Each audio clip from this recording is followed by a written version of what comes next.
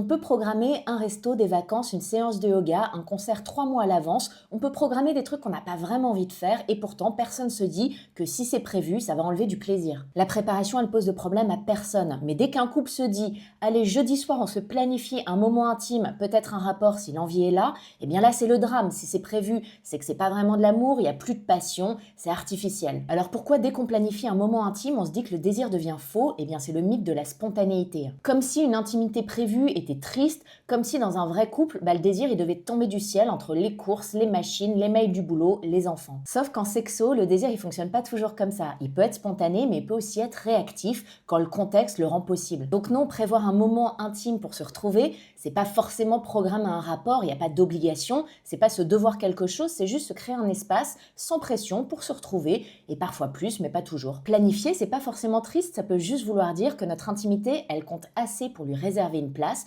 parce que parfois le désir il n'a pas disparu, c'est juste l'espace pour le laisser revenir. À très vite pour un nouveau tips.